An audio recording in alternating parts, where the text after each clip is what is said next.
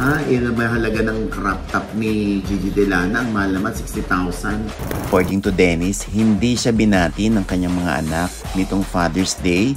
Buong araw daw siyang naghintay. Ano pang pwedeng gawin ng tatay para siya ay mapatawad? Talagang si Chris Aquino at si Vice Governor Mark Leviste. Pero hindi mo rin maialis na may iba siyang mga kababayan na tumataas ang kilay. Bakit? Kasi syempre niluklok siyang Vice Governor tapos nandun siya lagi. Syempre nagulat din dahil sa mahabang panahon, hindi mo akalain na mangyayari yun. Sana yung mga mawawalan na trabaho ng mga kapamilya ay makakuha pa din ng trabaho. Hello mga ka-update! Ito po ang inyong mga lingkod. Ito po si Mama Loy! Ito, Jen! At ito naman po si Papa O, si Diaz. Ano pa nga ba? Ang lagi inyong inihirit sa amin? Ay! Chika mo na! Dali! Okay. Ang lapit na. Oo nga. Nakakaba. June 23 na po. Oh my gosh. At konti na lang, sobrang konti na lang ang tickets na natitira Oh para my, pa isa nakakakaba. Chika mo na live, dali sa Music Museum po, June 23 po. Ayun. Para na kami sirang plaka dito, not for ourselves, kundi para sa mga breast cancer patients na sinusuportahan po natin. True. Ang Kasuso Foundation at sa Dugong Alay Dugtong Buhay. Ayun po. Sa June 23 na po yan, medyo nananakit na po ang balakang ni Jex. Rehearse.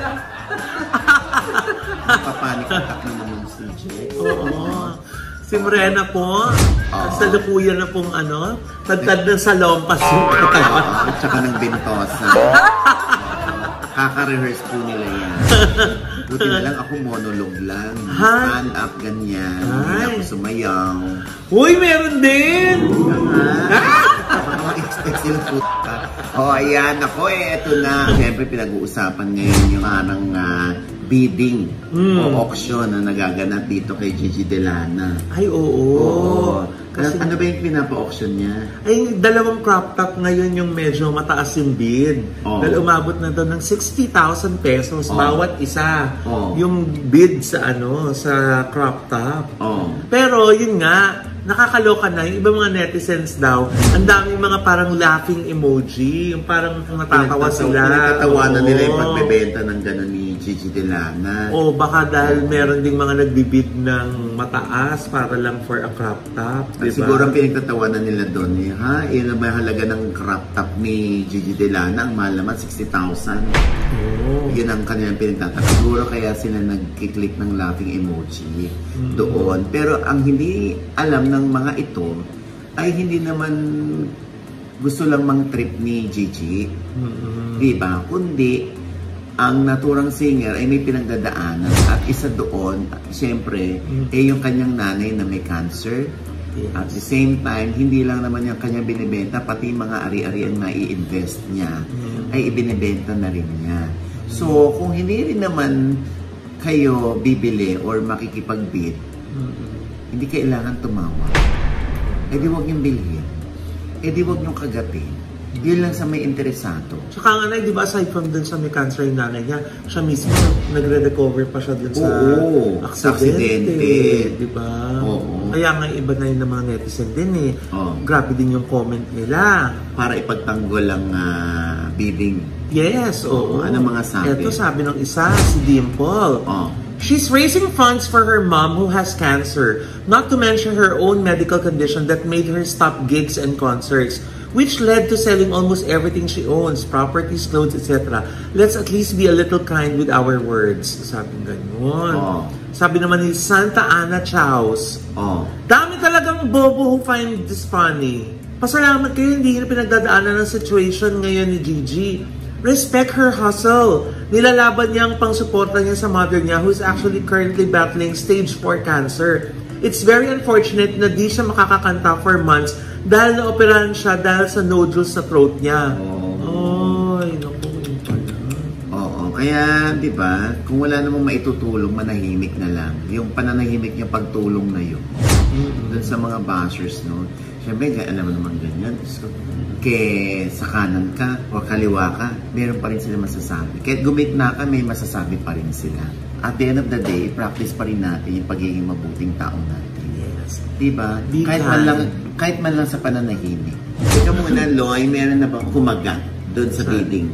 Hindi na, kasi kung gusto mo nga daw mag-bid, pwede ka mag-email. Ayan, may email address dyan. Hindi pa yata tapos yung bidding.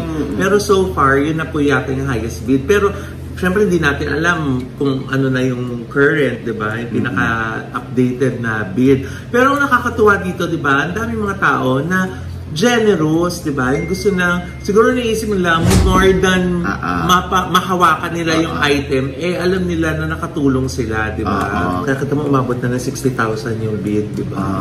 Yun naman pala yun. Mali mo, mag-100 pa yan. Oo, di ba? Naku, mas okay pala yan, te, kaysa sa pag-Gcash. Papa-auction ko nga rin yung panty ko, te. Oo, may bonus. Anong bonus ng panty mo? Sa SM ko binili to SM bonus. Pag gusto nyo ba na may bonus? Yung kay Papa O? Yan ang confirm na may bonus talaga. Ay, wala namang pasunod yung May nicotine. Gaga kayo. Basta, abangan nyo yung bidding ko naman. Dadamihan ko pa kasi yung igit. I mean, igit sa lahat. Dadamihan ko, sabi ko. Anyway, nakakaloka to, Loy. Di ba yung unang naibalita natin kay Claudine at kay Dennis Padilla na sila ay nagsagutan lang? Na positive naman. Na si Yusun pa lang pinag-uusapan nila. Pero nakakatuwa dahil nakita nga sila at pumunta si Dennis. Saan nga ba ito? Sa dedication ceremony nung children ni Claudine na sila Kia Ariana Barreto and Noah Joaquin Gabriel Barreto. Di ba? Nag-live nga siya sa Instagram during the ceremony. At doon nga nakita yung pag-hug nila, yung kanilang madamdaming pagyayakap. Pagtatagpo nila ni Dennis Padilla. Matapos ang mahabang panahon, no? Correct, oo. Pero alam mo, no, yung yakap daw na yun ni Claudine, parang yakap ng I feel you. Kasi sabi niya, I love you, kuya. Di ba nag-I love you, kuya siya? Correct. Napakabadamdamin talaga na yan. Ang daming na-touch. Ang daming nag-comment, gaya nito mga to. Ito na yung nasa sulat. Sabi ni Tata Racho, wala kang puso kung hindi ka maiiyak pag napanood mo to. Sabi ganon. Sabi naman ni Fades 12, love the genuine love of these two. Claudine having no kuya to look up, but there's Dennis. Sabi ni Iza 3169, sana lang kahit isa sa mga anak niya, Mr. Dennis, maalala man lang o bisitahin, kamustahin man lang ang ama nila. Sabi ganon. Sabi naman isa, yung nanonood ka lang, tas naluha ka na. Tas eto na, sabi naman ni Lynn 13, naiyak ako. Hi!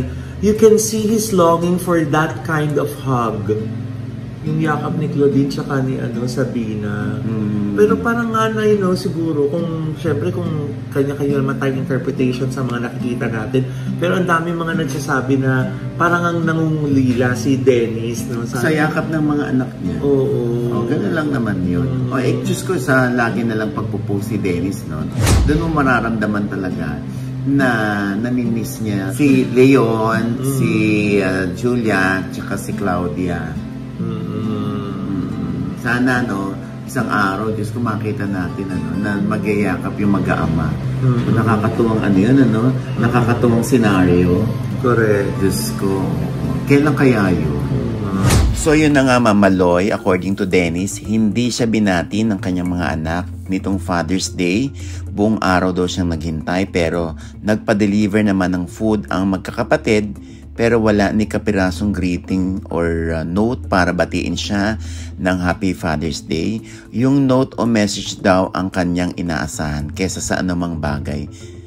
Samantala, isinend sa atin ni Dennis ang last year na sulat niya para kina Julia, Leon at Claudia. Ito raw ay nasa wallet lamang niya nakatago. Kaya kung mapapansin natin, medyo napupunit na siya. At nilagyan lamang daw niya ng petsang June 18, 2023 itong sulat dahil ito pa rin daw ang laman ng kanyang puso at message niya sa kanyang mga anak. Dear Julia, Claudia, and Leon, to be your father is the greatest honor I have ever received. It allowed me to touch the grace of God even for a moment and to see my love made flesh. I have regretfully made mistakes in my life. I may not have been there for you, but I always had you in my heart. Sometimes in life, there are things that we will never understand why it happened.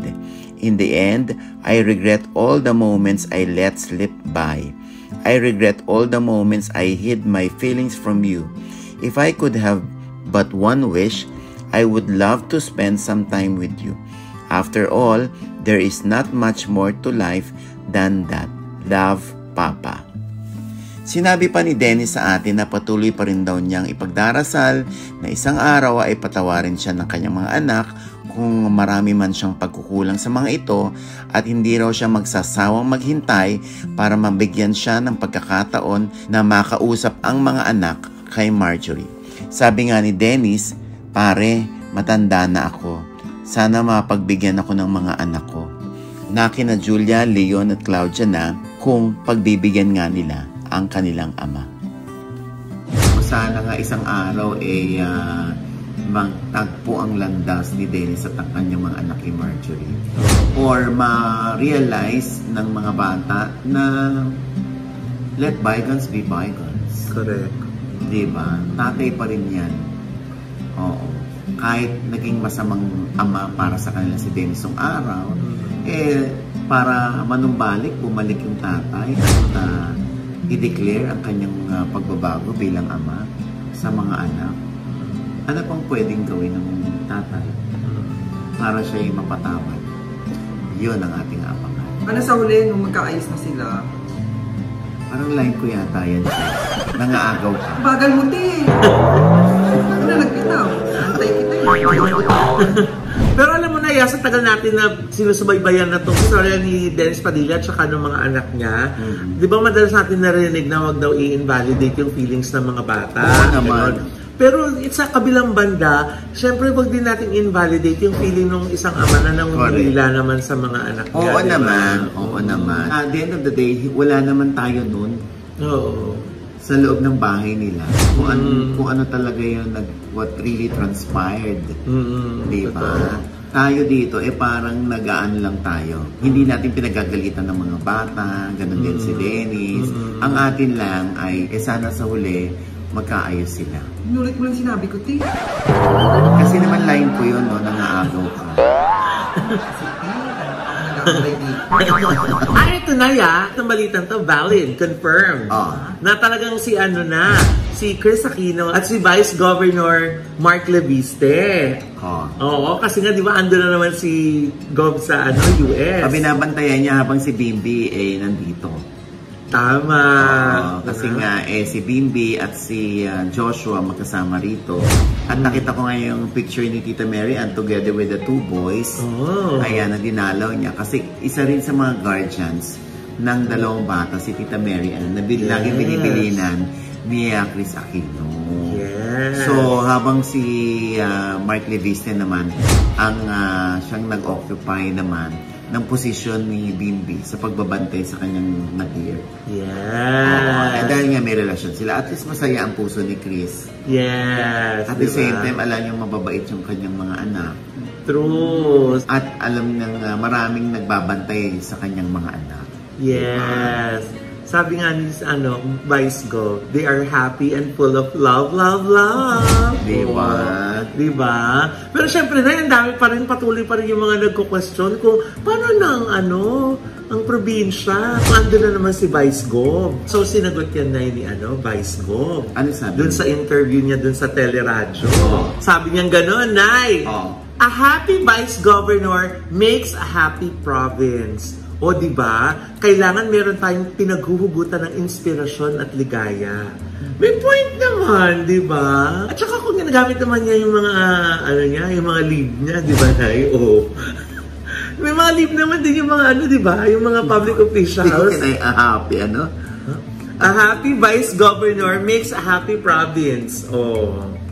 Pag happy daw yung vice governor, happy ang probinsya. Baka may happy ang Batangas naman talaga. Oo. Dahil happy ang kanilang vice governor. Oo. Pero hindi mo rin maialis na may iba siyang mga kababayan na tumataas ang kilay. Bakit? Kasi syempre niluklok siyang vice governor, tapos nandun siya lagi. Malay mo naman doon tatakbo rin ng vice governor sa UN. Ha? Talaga ba? Ha? Hindi. Alam mo, importante dito, no? Meron din namang personal na kaligayahan ng lahat ng mga politicians.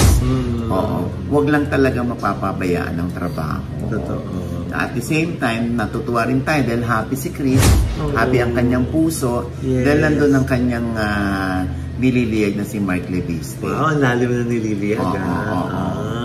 Sana lang, no? Medyo iwas-iwasan na ni Vice Gov yung pagla-live, no? Online. Anong connect? Kasi mamaya baka may mag-hello na naman. Ha? Di ba? Wala, hindi naman sinasadya yun. Ayaw mo bang mag-hi dun sa nag-hello? Parang nagustuhan ko. Okay din naman. Pero, sabi nga, parang may malaking rambutan. Hello. Hindi ko kinaya na si Vice ko. Hindi ko kasi napanood. Napanood ko. Pero, Diyos ko, hindi, lang naman yun. Pagkakamali yun ang hindi sinasadya. Yes. Oo. Maloka naman tayo pag wala naman nag-hello. Baka sabihin, asan dito? Ay, nagpakapon. Hindi naman, di ba? At least alam natin, big balls comes. Ay! Bakit Ay, nako. Anyway, yun yung panayan niya sa sa Teleran. Yes, Nay. Siyempre, binalita din niya na yun nga, tuloy-tuloy lang ang treatment ni Miss Chris, na siya sinasamahan niya, para siyempre, at nagpapasalamat siya sa prayers ng lahat para dun sa agarang paggaling ni Miss Chris. Oo naman. Diba? Get well soon, Maring Chris. Yes, importante, happy ka. Yes. Yan, ako. Eto na. Nakakaloka. Since pinag-uusapan natin yung teleradyo, nakausap ko si Maring Ami. Dahil hanggang June 30 na lang ang teleradyo, di ba? Magwawakas na sa television ng teleradyo. Yan pa naman lagi pinapanood ng tatay ko. Oo, di ba? Yung mga pagbabalita sa teleradyo. Kaya lang nga, hanggang June 30 na lang siya. Pero ano kaya masasabi ni Ami Perez na galing din ng teleradyo for so many years, di ba? Saan na kaya patungo yung mga staff ng teleradyo? Maring Ami, ichika mo nga sa amin, dali. Ay, naku, siyempre, malungkot, at the same time, hopeful naman din ako na yung mga mawawalan ng trabaho ay makakahanap agad-agad ng trabaho. Dahil dun sa bagong magiging joint venture na yun, sana yung mga mawawalan na trabaho ng mga kapamilya ay makakuha pa din ng trabaho. Siyempre, yun ang pinaka-importante sa lahat. At saka, siyempre nagulat din dahil sa mahabang panahon, hindi mo akalain na mangyayari yun. Parang naulit-ulit yung naramdaman natin nung nawalan ng prangkisa. Yung ABS. Oo. So, alam mo yung nung habang nangyayari yung meeting, lahat ng mga sinasabi, yung mga katabi ko, lahat pinag-uusapan nila tungkol sa loan, tungkol sa bagong lipat sila ng bahay. So, sobra talagang nakakalungkot. At saka yung feeling na nasanay ka na araw-araw doon ka pumupunta, doon ka pumapasok.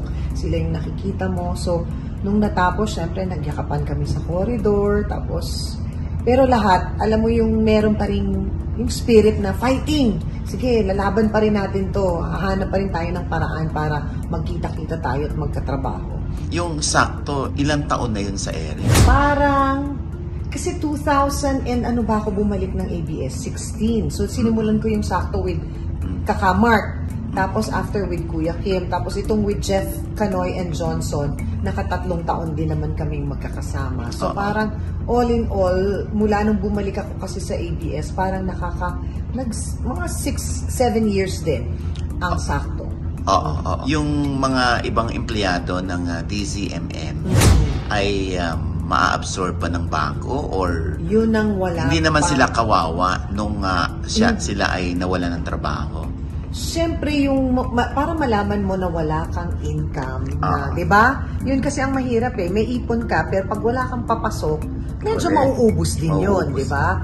So, siyempre, yun yung wino-worry ng lahat. Yung wala nang papasok. Pero, hopeful naman ako dahil nga sa gagaling, sa sobrang talino ng mga taga-DZMM. Lahat ng mga nakatrabaho ko dyan, alam kong kayang-kaya nilang makahanap ng trabaho na talagang, yun pa rin talaga ang specialty nila at yun yung kumbaga kaya nilang i-offer. So I hope na with this venture, ma-i-consider sila. Ayun. So, sana nga lahat ng mawawala ng trabaho mahigop ng bagong teleradyo. Oo. Ngayon dahil syempre, di ba, ngayon nakabalik na tayo sa normal world, marami na naman bumibiyahe, at least ngayon ay, di ba, yun namang DZMM ang maririnig natin dahil wala ng teleradyo. DZMM na. So, babalik na yung 6:30. Yes. Pero may iba na may-ari ng frequency na yun. Ito'y makikipag, co-prod lang with the ABS-CBN. Di ba content creator ng ABS-CBN? Ito naman, parang sila mag-content creator din sila ng DZMM. So sila mahahawak nun. So marami pa rin naman na from teleradyo ay i-absorb ng bagong DZMM. Diba? Yan ang ating aabangan. Yes. And with that, mga kaibigan, ito po ang inyong mga lingkod. Ito po si Mama Loy sa lahat po ng aming mga manonood na hindi pa po namin subscriber.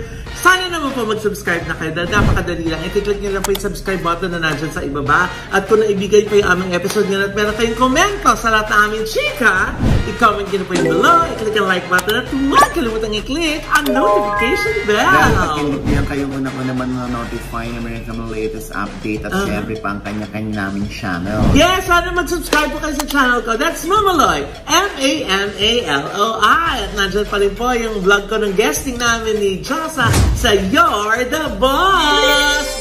Kasi live kasi yun kaya baka hindi nila napanood. Ito po, mapapanood nyo, walang copyright.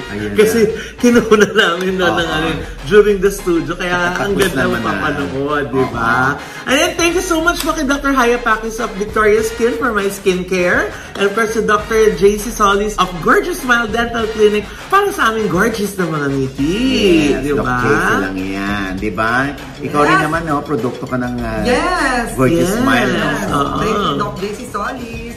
At syempre sa Tita Jugs channel, may bago po akong vlog dyan. Panoorin niyo po. Yes. At pasalamatan ko lang, ang Nakaisa ka na, pangalawa na yan. Ang iconic star, ang Izumi Skin and Wellness, at ang Transition PH. Thank you po. Ayan, syempre pa ang aking pasasalamat sa Premier Group at Celeb Skin. Yes. Ayan, dahil yung mga anak ko galing dyan.